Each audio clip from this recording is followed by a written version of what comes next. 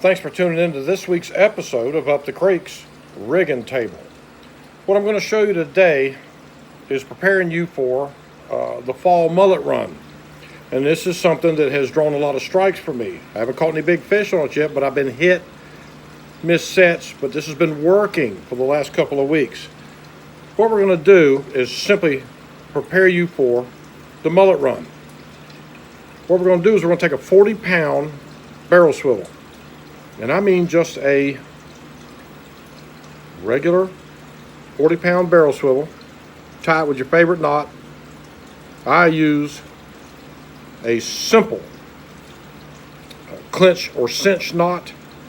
I do not run it through twice. I run it through once. It is super strong.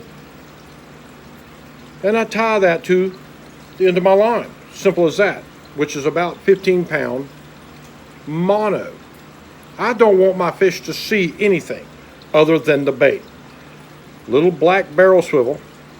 Then what I do is before I tie that barrel swivel on, I slide another swivel on.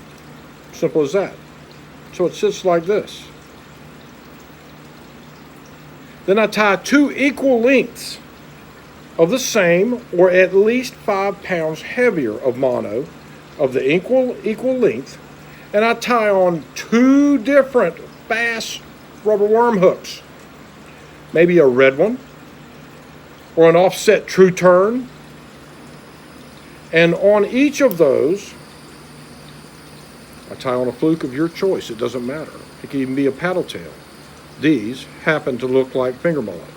These are made by Berkeley, power bait. On the ends of both of them, I tie two. This whole rig is not even 1.5 feet, 2 foot long. But one must be offset and slide. Now people say, well, why don't you just use a triple tie swivel? You know, the one that's got the main line and then two out. They tangle. And the baits don't work correctly. They don't dart like they're supposed to when you put your cadence to it. So if you do it just like this and put two, you can even put two different kinds. But anything that looks like a finger mullet this time of year, you know, black and white, whatever, depends on the color of the water, the depth, whatever. Saltwater, freshwater. This works for flounder, this works for black bass, this works for reds, it don't matter. Long cast, you're going to notice that you're going to be able to skip this too underneath docks better. I hook a Texas rig like you would anything else, through, out, and around, and the point of the hook just through the top, like that. Sticky. You want to just feel the point, but you don't want it showing. But look at there. Now, long casts.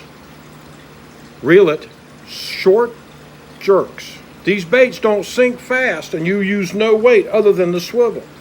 And the baits will do like this together. And when you jerk it one time, they both go in opposite directions. They do this, and this, and this. And all the way back, the two baits running side by side are doing something different. It draws strikes. It draws more bites. Let the fish run with it for just like you do with a plastic worm. When you feel that bite, 1001, 1002, 1003, and then rip his lips off. Make sure your drag is set. Set the hook sideways. This way, not like this. Sideways. Just keep your rod tip low to the water and set the hook. I can assure you, you will catch more fish. Thank you for tuning in to this week's rigging table on Up the Creek. Just the little things that actually work.